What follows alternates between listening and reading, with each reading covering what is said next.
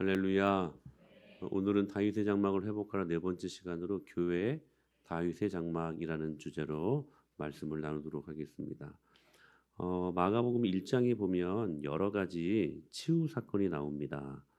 예수님께서 베드로 장모의 집에 들어가서 장모의 그 오래된 질병을 치유하시고 그 외에 몰려든 모든 병자, 그 모든 병자들을 이렇게 분석해 보면 내과, 외과, 신경정신과, 정형외과, 그리고 나병 환자도 치료하시고 또한 귀신도 이렇게 많이 쫓아내십니다.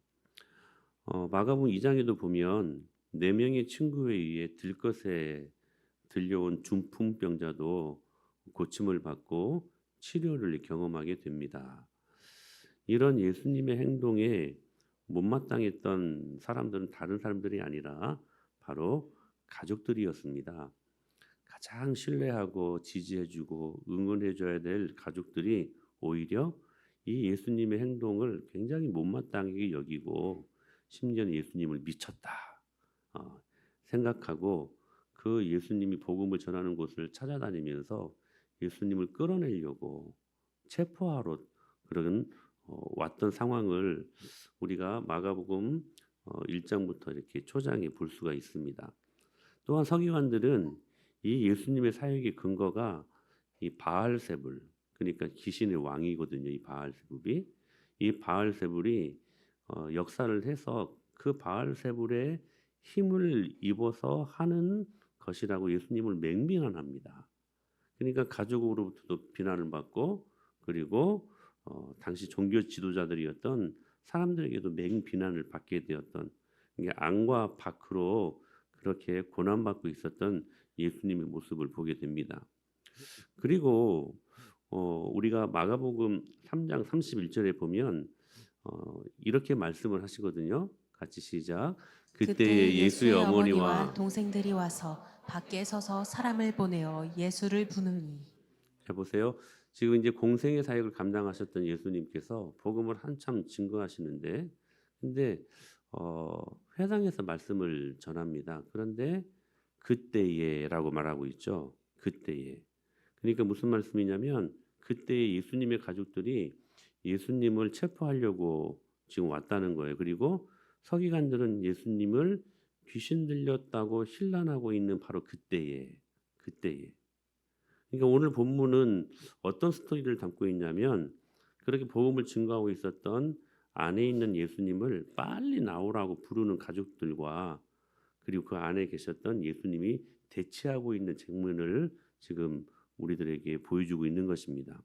그런데 우리가 눈여겨봐야 될 건 뭐냐면 지금 제가 계속 나열했던 이 사건과 그리고 이 일련의 모든 스토리가 지금 어디에서 일어나고 있는가 하는 것입니다. 어디냐면 가버나움에 있는 바로 베드로와 안드레의 집이라는 사실입니다. 1장 29절에 보니까 이렇게 말씀하십니다. 시작. 회당에서 나와 곧 야고보와 요한과 함께 시몬과 안드레의 집에 들어가시니 지금 시몬과 안드레의 집에 들어가셨다라고 말씀을 하시잖아요. 그리고 2장 1절에도 보면 이렇게 말씀하십니다. 시작.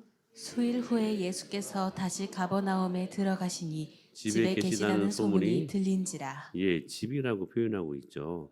3장 20절에도 보니까 어디에 들어가십니까? 시작. 집에 집에 들어가시니 들어가시니 무리가 무리가 다시 다시 모이므로 모임으로 식사할 겨를도 없는지라 지금 오늘 본문도 바로 지금 시몬과 그러니까 베드로죠. 안드레의 집에서 일어난 일이었다는 거예요. 여기 집이 어떤 공간을 의미할까?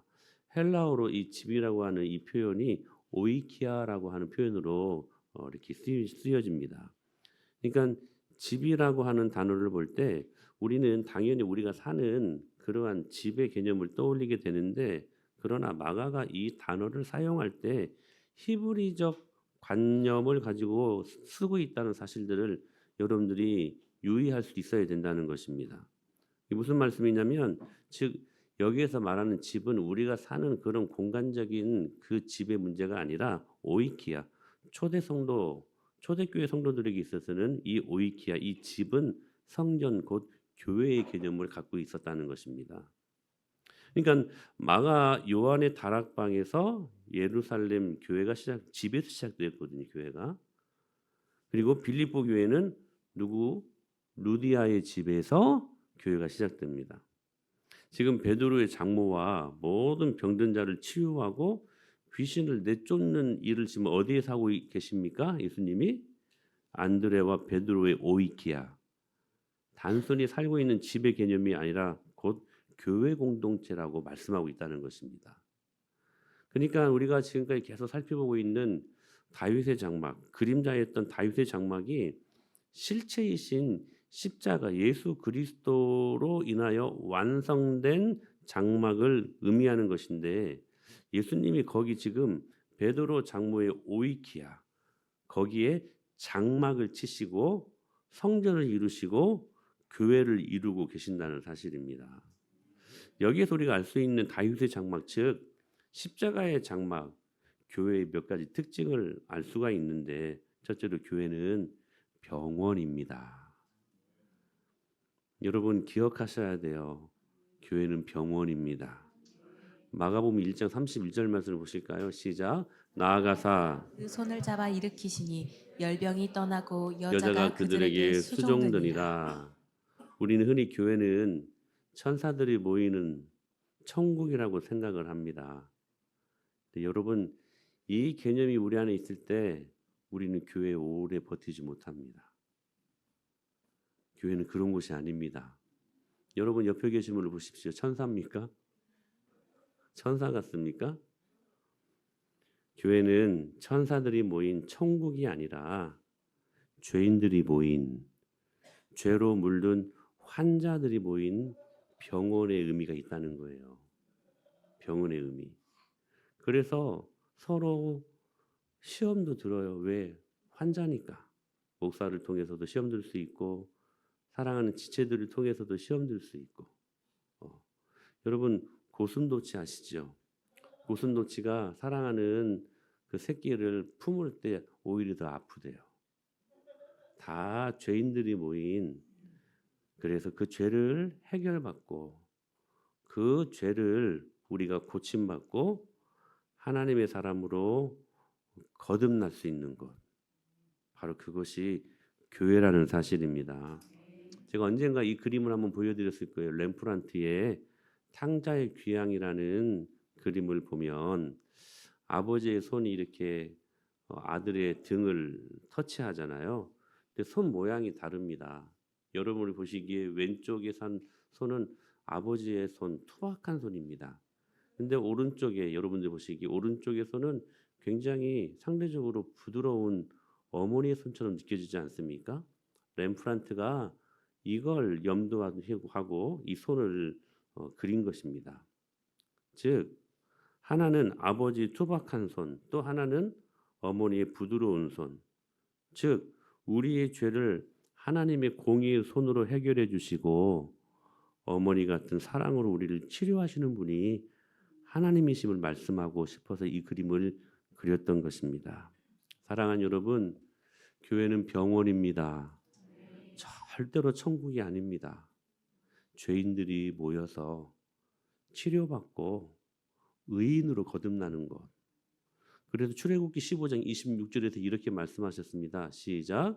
이르시되 너희가 너희 하나님 나 여호와의 말을 들어 순종하고 순종하고 내가 보기에 의를 행하며 내 계명에 귀를 기울이며 내 모든 규례를 지키면 내가 애굽 사람에게 내린 모든 질병 중 하나도 너희에게 내리지 아니하리니 나는 너희를 치료하는 여호와임이라. 아멘. 나는 너희를 치료하는 여호와라. 우리의 실제적인 육신의 질병도 치료하시지만 죄로 물든 죄 때문에 타락한 우리의 영혼도 치료하시는 분이심을 말씀하고 있습니다. 교회는 그분의 몸이시죠. 그 몸된 교회 주님은 머리 되시고 그 머리 되신 예수님께서 죄로 물든 우리의 영혼을 치료하시는 곳, 그것이 바로 하나님의 교회라고 하는 사실들. 말라기 4장 2절에서 이렇게 말씀하십니다. 시작. 내 이름을 경외하는 너희에게는 공의로운 해가 떠올라서 치료하는 광선을 비추리니 너희가 나가서 외양간에서 나온 송아지같이 뛰리라. 아멘. 치료하는 광선이 어디에서 임합니까? 교회에서 임합니다. 왜냐하면 교회는 병원이기 때문에 그렇습니다. 히브리서 4장 12절에서 이렇게 말씀하셨습니다. 시작.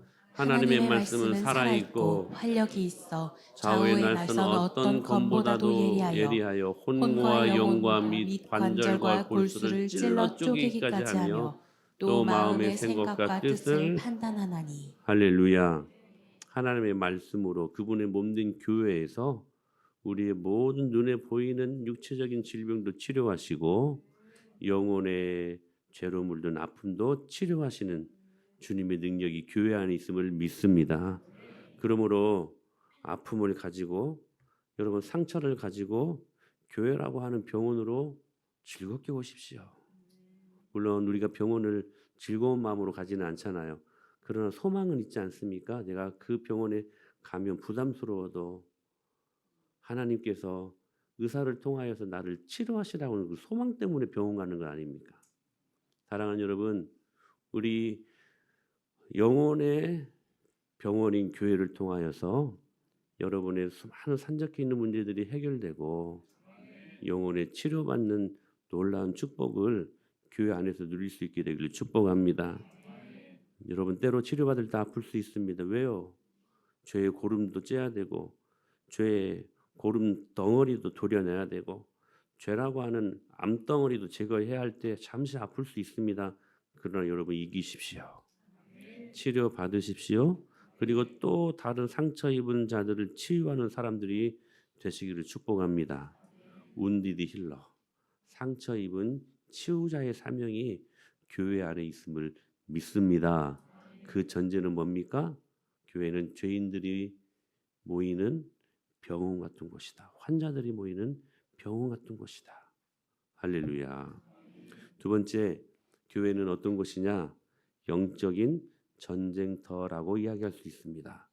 신학적으로 지상의 모든 교회는 영적으로 악한 원수 마귀 사탄과 전투하는 전투적 교회입니다.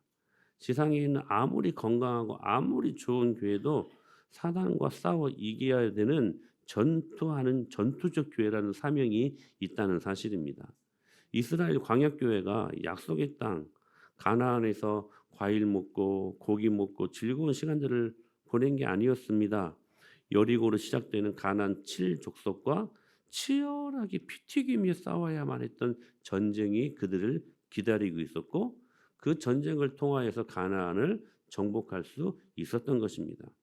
그러므로 사도 바울이 바라보았던 교회의 모습은 이 땅에 존재하는 모든 음부의 권세들과 치열하게 싸워야만 하는 영적인 전쟁터라는 사실입니다. 그래서 에베소서 6장 10절로 12절에 보면 이렇게 말씀하셨습니다.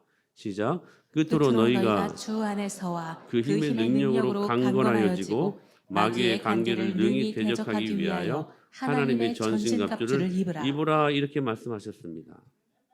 하나님의 전신갑주를 입어야 된다. 무엇을 전제로 하는 말입니까?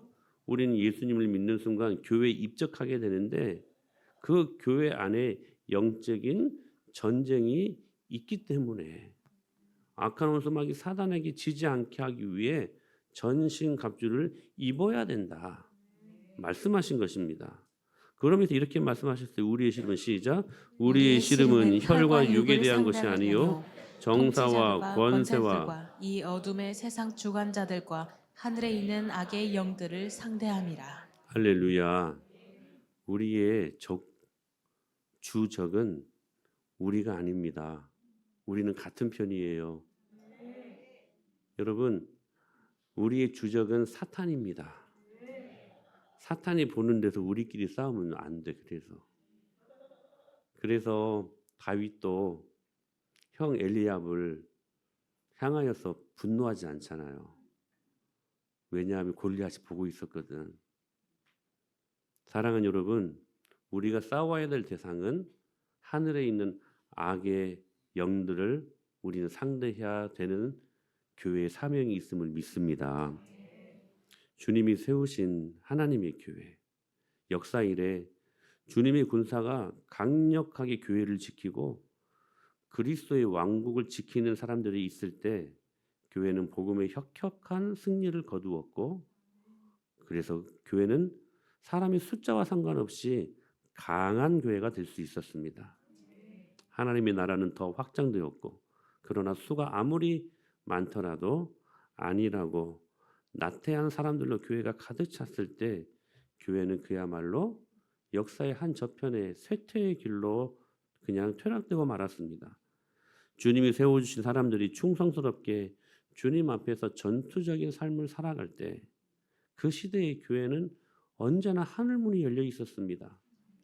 그래서 하늘의 복이 그들에게 내려졌고 수많은 불신자들을 그리스도 앞에 무릎 꿇게 하는 강력한 능력이 교회 안에 있었다는 사실입니다. 그러나 태만하고 나태하게 살 때, 즉 의의 흉배, 구원의 투구 이런 것들을 내동댕이 치고 진리의 허리띠는 풀어놓고 믿음의 방패를 팽개치고 하나님의 말씀의 검을 내동댕이 쳤을 때에는 말할 수 없는 혼돈 속에 사단에게 교회가 짓밟혀 왔던 교회사를 우리가 볼 수 있게 되는 것입니다. 그런데 정말로 중요한 것은 오늘 본문을 보십시오. 예수님의 가족들이 예수님을 지금 미쳤다고 공격하는 것도, 서기관들이 예수님을 귀신 들렸다고 취급하는 그 공격이 지금 어디서 일어나고 있었습니까? 베드로와 안드레의 집 오이키아 교회였다는 사실입니다. 여러분, 교회는 전투하는 곳입니다. 악한 원수마귀 사탄과 전투하는 현장임을 여러분 기억하셔야 됩니다. 교회가 여러분 늘 평안할 수 있습니까? 아닙니다. 절대로 아닙니다. 만약 이걸 바라고 교회에 오셨다면 여러분 교회를 잘못 오신 것입니다. 차라리 산속에 있는 절을 가십시오. 교회는 죄인들이 모이는 곳입니다. 죄를 안고 있는 환자들이 모인 곳이라는 거예요. 그래서 그 죄와 싸워야 하는, 때로는 치료도 받지만 때로는 회복하고, 여러분 병원의 모습으로 교회가 존재해야 되지만 동시에 영적인 전쟁을 하는 것으로 반드시 인식할 수 있어야 된다는 사실입니다. 그래서 작고 어떨 때는 큰 시험을 경험할 때 이 모든 것들이 사탄으로부터 온다는 사실들을 기억하고, 다시 말씀드립니다. 그때 악한 것들을 대적하고, 그래서 주님이 말씀하십니다. 너희들이 시험에 들지 않도록 깨어있어 기도해야 된다. 그걸 그렇게 힘주어서 말씀하신 것입니다. 왜냐하면 기도하지 않으면 크고 작은 모든 문제들 속에 악한 원수마귀 사단의 먹잇감이 되기 때문에 여러분 기도를 절대로 과소평가하지 마십시오. 기도하면 여러분 작고 큰 모든 시험 다 이길 수 있는 힘을 주십니다. 기도의 능력이 있어요. 그래서 여러분 시험 들지 않게 우리는 깨어서 기도해야 된다라는 거예요. 세 번째로 교회는 생명이 탄생하는 곳입니다. 자, 위에서 언급한 교회의 특징, 교회는 뭐다? 병원이다. 교회는 영적 전투의 현장이다. 이 두 가지 특징이 전제하고 있는 공통점이 무엇입니까? 하나입니다. 생명입니다. 병원도 무엇을 담보로 존재하는 곳입니까? 생명. 여러분 전쟁터도 무엇을 담보로 하는 여러분 전쟁터입니까? 생명입니다. 병원도 생명을 담보로 하고, 그리고 전쟁도 생명을 담보로 한다는 것입니다. 즉 교회는 영적인 생명이 잉태되는 것이고 생명이 탄생되는 유일무이한 곳이라는 사실입니다.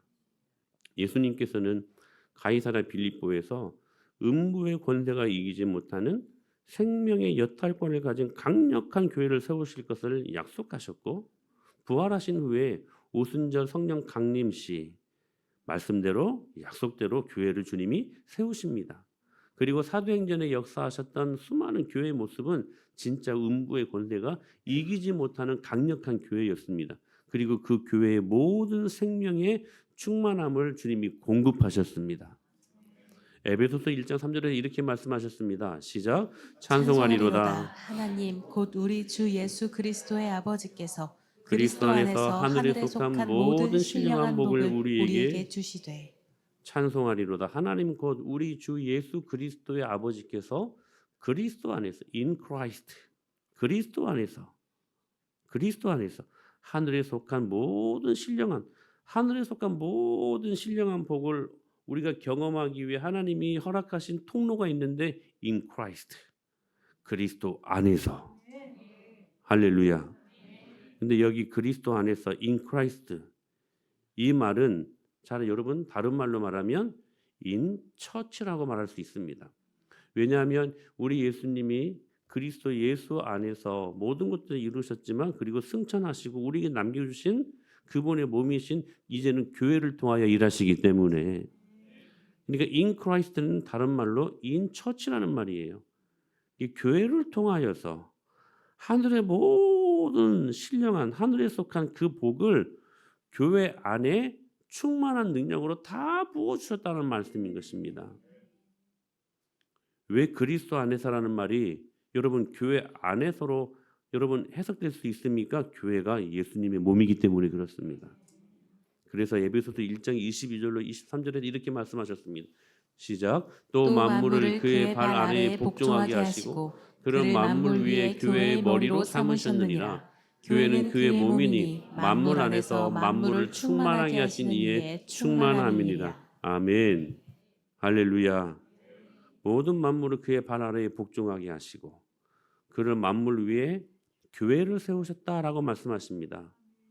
여러분의 모든 문제들 위해 주님이 교회를 세우셨다는 거예요. 그리고 예수님은 그 교회의 머리가 되셨다. 그럼 이렇게 말씀하십니다. 교회는 그의 몸이니 만물 안에서 만물을 충만하게 하시는 모든 충만함을 교회에 다 부어주셨다. 이렇게 말씀하고 계셨다는 사실입니다. 그러므로 교회는 예수님을 이 땅 가운데 보내주신 실체임을 믿습니다. 그런 예수님이 말씀하셨습니다. 요한복음 15장 5절에서 나는 포도나무여 다 같이 너희는 가지라 그가 내 안에 내가 그 안에 거하면 사람이 열매를 많이 맺나니 나를 떠나서는 너희가 아무것도 할 수 없음이라. 여러분 교회를 떠나서는 포도나무이신 예수님의 생명력이 흘러갈 수 없습니다. 즉 예수님의 몸이신 교회를 통해 생명이 흘러간다는 사실들을 말씀하신 것입니다. 이 비밀을 알았던 바울이 로마서 11장 36절에서 이렇게 말씀하셨습니다. 시작. 이는 만물이 주에게서 나오고 주로 말미암고 주에게로 돌아갑니다. 그에게 영광이 세세히 있을지어다. 아멘. 만물이 예수님에게서 즉 in Christ equal in church 즉 이 모든 만물이 교회에서 나오고 교회로 말미암고 교회에게로 돌아감이라. 그에게 영광이 세세히 있을지어다. 아멘. 사랑하는 여러분, 문제는 이런 원리가 있음에도 불구하고 우리가 이 말씀을 믿음으로 받느냐가 우리 인생 가운데 얼마나 중요한 문제인가를 여러분들이 인식하실 수 있어야 됩니다.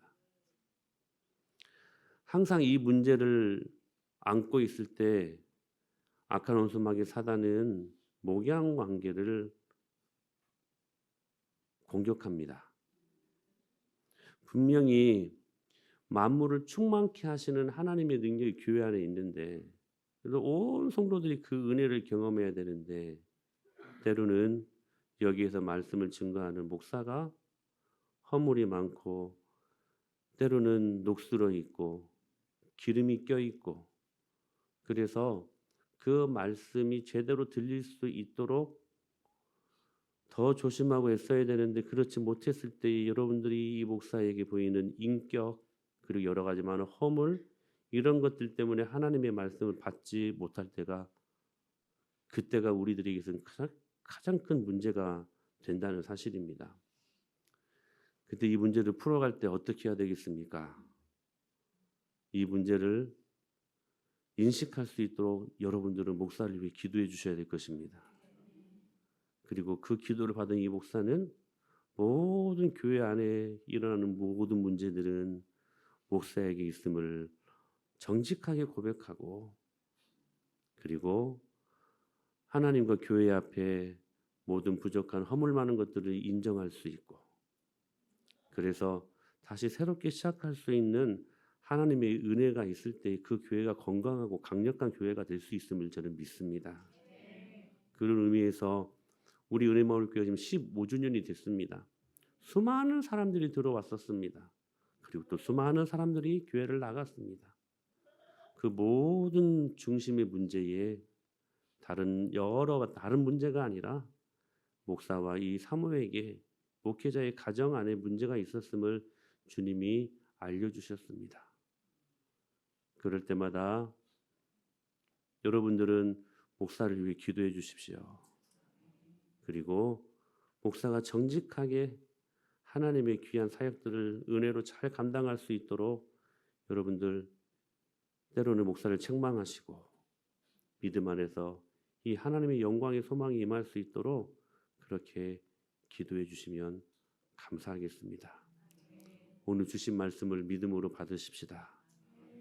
교회는 병원이고 교회는 영적인 전쟁터임을 알기에, 그 안에 생명이 잉태도는 것임을 알기에 그 안에 참된 믿음의 소망을 가지고 우리가 교회를 뜨겁게 살아가고 교회를 믿음으로 지키며 하나님의 영광을 위하여 존재할 때에 우리 은혜마을교회 새로운 주님의 은혜를 부어주실 것을 믿습니다.